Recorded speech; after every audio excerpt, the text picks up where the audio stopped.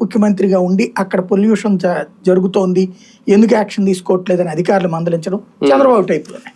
అదే సందర్భంలో గ్రామ ప్రాంతాల్లో ఉన్నటువంటి మురుగునీటి వ్యవస్థ చండాలంగా ఉంది, ఇదేంటని నిలదీయడం.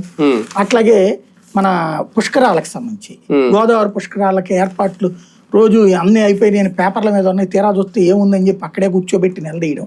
ఇది ఓ రకంగా చెప్పాలంటే కూటమి ప్రభుత్వంలో ఉప ముఖ్యమంత్రిగా ఉండి కూటమి ప్రభుత్వ అసమర్థతని ప్రొజెక్ట్ చేస్తుంది. అవును, మొన్న మురుగునీరు శుద్ధి విషయంలో డబ్బులు లేవా మీ దగ్గర, కేటాయించలేరా, ఏది గోదావరికి సంబంధించి సీరియస్ గానే ఏంటి, ఒకటి కూటమిలో విభేదం లాంటిది అంతే. కూటమిలో అటాకింగ్ మోడ్ లోకి వస్తున్నాడని ఆయన. అవును, సంకేతం. అంటే తను లీడర్షిప్ వహించడం ప్రారంభించాడని. ఇప్పటిదాకా ఏంటంటే చంద్రబాబు గారి నాయకత్వాన్ని అంగీకరించి అణిగిమణిగి ఉండేటటువంటి నాయకుడుగా ఇతని మీద ముద్ర పడిపోయింది. ఇప్పుడు వీళ్ళు విమర్శించేదేంటి, ప్యాకేజీ స్టార్ అని, లేకపోతే అదేంటది వీళ్ళని కార్యకర్తలని అదేదో పదం వాడతారు, జెండా కూలీలు, ఇట్లాంటి పదాలు. వీళ్ళు వాళ్ళని సైకోలు ఇట్లాంటివి మాట్లాడితే వాళ్ళు వీళ్ళని జెండా కూలీలు లేకపోతే ఇట్లాంటి విమర్శలు చేస్తుంటారు.